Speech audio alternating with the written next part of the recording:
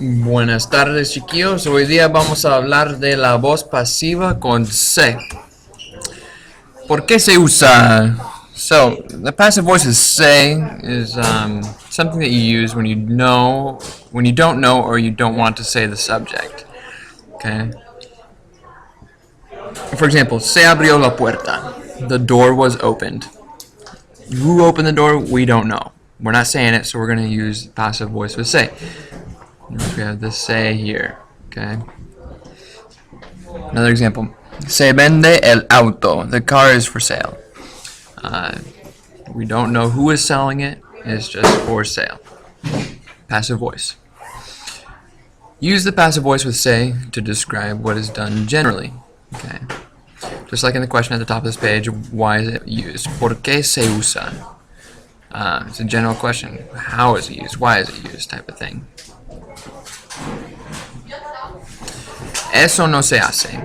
That's not done here. ¿Cómo se usa? Okay, see how I'm using passive voice to talk about how is it done? How is it used? Because the subject isn't mentioned, you have to use the third person. To indicate that you are speaking passively, use say in front of the conjugated verb. So, for example, for this first one, because the subject isn't mentioned, you have to use the third person.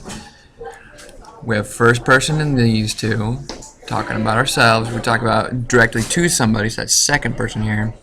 Here we have third person, he, she, or they. Okay?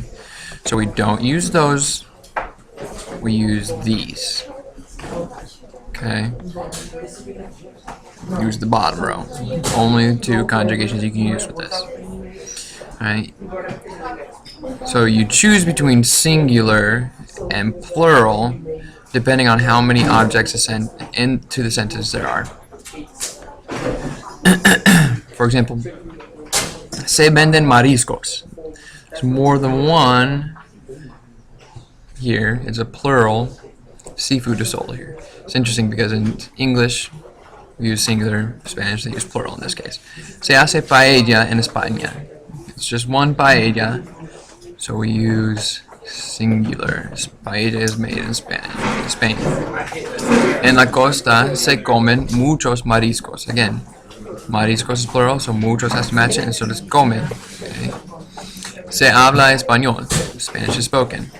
Only one Spanish. Okay. Se baila el tango en Argentina. They dance tango in Argentina. Again, there's only one dance, so we use the singular. I'm sorry. With reflexive verbs, verbos reflexivos, since you already have a se with the reflexivos, you have to throw out uno or una in front of it. One. Like one person is what it's essentially meaning. So, uno se divierte mucho en el tío vivo.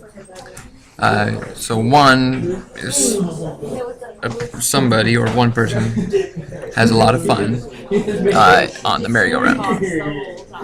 Uno se despierta más tarde los domingos.